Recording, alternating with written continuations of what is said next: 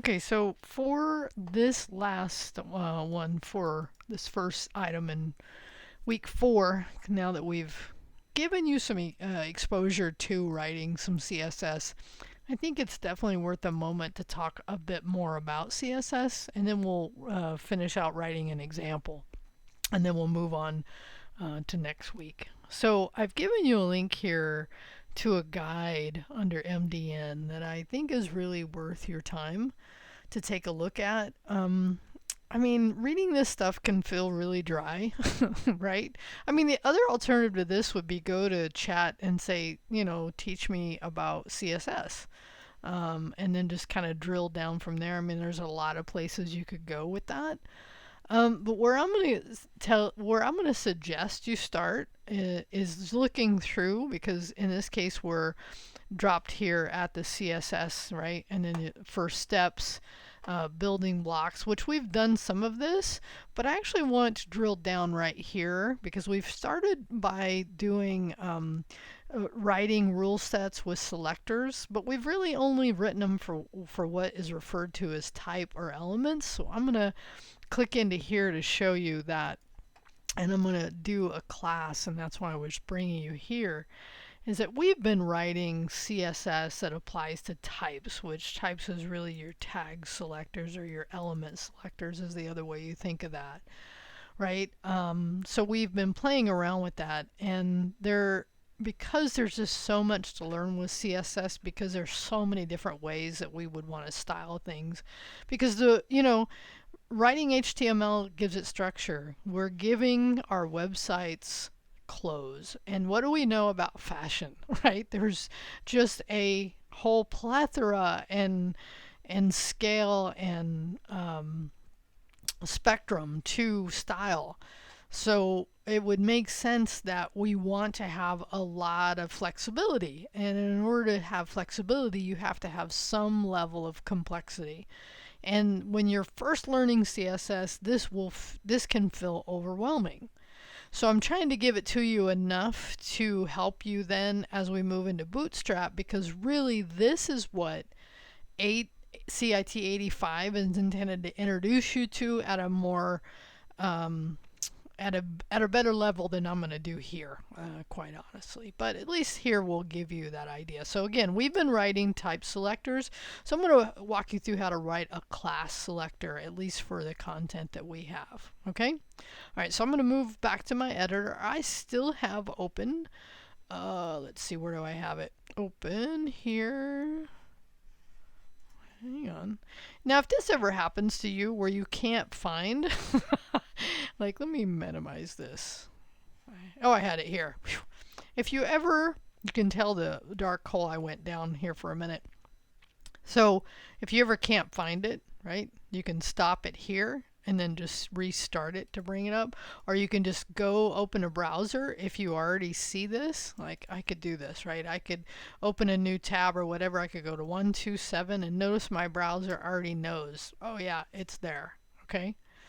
All right. So I'm going to come back here. Again, we've been writing, right, so far, type, what they call type selectors. I've been calling just element selectors, right, or tags. But now we're going to write something that's a lot more flexible. Okay, again, we're having more spectrum in our styles, right? So we're going to write a class. So I'm going to do a dot outline. Okay. So in this outline, I'm not applying it to an existing structure element inside my HTML. I'm going to write something that I can apply to multiple things. And you'll see what I mean. So we're going to write a border, colon, 1. And you'll see the complexity, what comes out of border. But we're going to make it look simple because we're going to use a shorthand like we did for padding. So 1 pixel, which by the way, we do need to talk about spacing a little bit because I'm using pixels for all of my spacing of things, or how it's calculated, how much space it takes on the page. And this is kind of the old way of doing it. There's better ways, but everybody kind of starts with pixels, so that's what I'm doing. Okay, 1 pixel. I'm going to give it a color, so black. I'm going to give it the line itself, I want it to be solid, because I could do like dashed, and you could play with this. Matter of fact, if you notice, does it give it, oh, it's trying to give it color here, but I can do dashed, right? But I like solid. Okay, so solid, colon. All right, so now this class, right, has been now written in my CSS, but it hasn't been applied anywhere. So where could I apply it? And the answer is pretty much anywhere here. But let's start, just so it's fun, I think, class equal outline. So if we come back over here, notice what happened. And what's great about using border is that it really shows you, right, the block level elements, if this is what you're applying them to. Now, I don't want to confuse this discussion too much, but let me also come back over here. Right, but notice how things also change, because part of what happens is even it looks like it's being responsive, and it's not, but it looks like it is. And you'll know what that means later as you learn more about how web pages, we can write them to be responsive. But what I really want to show you is on body, when I come over here, okay, when I go and I drop this on border, when I set this shorthand on border, notice all the granularity I could have done. So when I set 1 pixel, top, right, bottom, left, that's what it's setting. Because we're using a shorthand to where if I ever needed to, I could only style the top, right? And here's also where you could play with, like if I wanted to say, give me 10 pixels. And it would show me, oh yeah, look at that. And it's just so fun to see things. The other reason I came in here is I wanted to show you how outline is above body. Body's selector, and there's this numbering system you'll learn about later called specificity, but more than anything right now, you can just see that this is being applied, and it's higher in the list, okay, than body. And now let me give you a little more example. Let's actually go over here, and we're going to take, I'm going to copy this, and now I'm going to apply this to the header, okay, just to the header. And this is, by the way, really fun to do once you have this class, because you can just apply it to everything and just start, you know, look at what we call the box model. Don't worry that you don't know this, but you'll learn this box model over here. So you can see all the different ways you can apply it, right? But what I'm really going to show you here is, because I've applied this class to that header, if I went up to header and I actually included now a new property value, it's the other way we talk about these things, right? If I said border here and I said 10 pixels and I made it red and I made it dashed, okay? And if I came back over here, why wouldn't I see it? And if I went and clicked on header, and this is what I love about the dev tools, okay?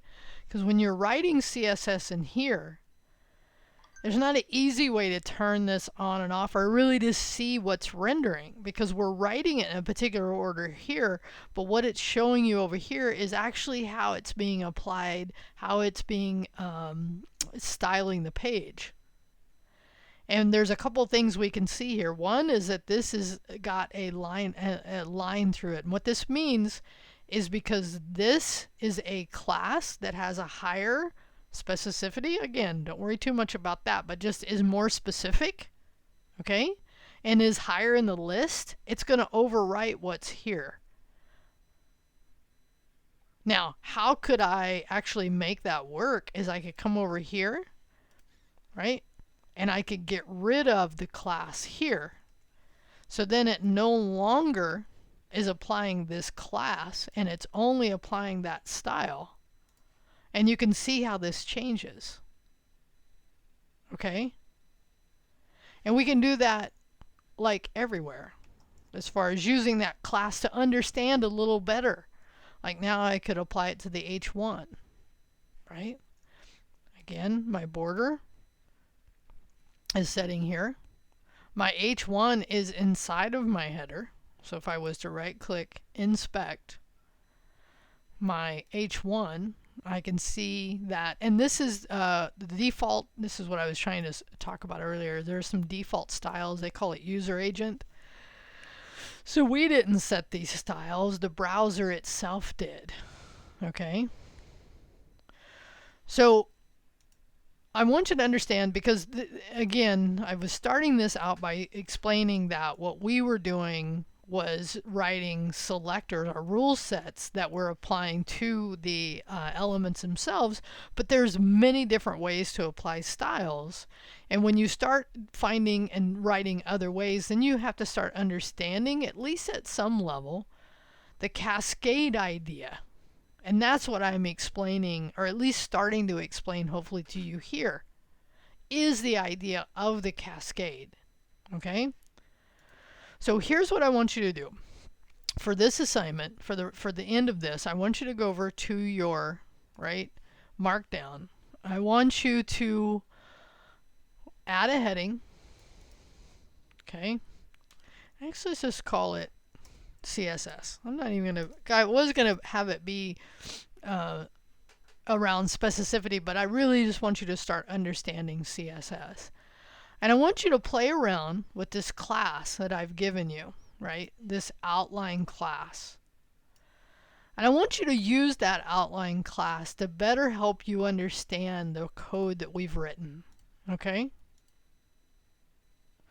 So really more than anything, and I want you to go do some research, right? So, and part of this is putting things in your own words. Like if I was to go back to that other page I gave you here, right? Because now what we've done is we've added to our selectors, right, class. And there's also ID selectors. There's attributes. There's many different ways to do this, but I don't want to take you down the rabbit hole, because first what I want you to do is just spend a little time understanding what is CSS, right? So I want you to play around and then give me your understanding of CSS. Now when I say this, and I don't mean cut and paste something, I mean actually spend some time and put it in your own words. You can totally go ask chat, by the way. Chat would be a fine place to go do this. Okay? So what we're going to end up doing, and this will be only one commit for this one, right? You only have one commit for this one. And this commit will be, what is CSS? Right? Because I want you to play around with this new outline, and you could even do some other things. Now I probably would actually I'll show you maybe, because we're going to come back to this base file, so I get concerned if you play around too much it might be different. But you know what, I'll actually pause next time, so if you did play around and you change some things, if you wanted to come back, or you could look at the end of this one. But I really want you to play around with this this class, or add, if you want, if you know some add an ID, right? Which is another way we can apply styles. There's attribute. Again, I don't want to go down the rabbit hole too much, because I want you to spend some time, because I really at this point is also understanding kind of your individual, like spend some time to increase your own knowledge now that we've at least introduced this. And what we're going to do in the last part of this, which is 7 and 8, we'll finish this up and play a little more with styles. And the more you have on board an understanding, right, the more this will be helpful as we move forward. So that's why I'm taking this moment to kind of give you, right, so you could go to chat, right? And by the way, if you don't have an OpenAI account, I definitely, right, like you could say, explain CSS to me like I am a sixth grader. I don't know why I use sixth grader all the time, but I do.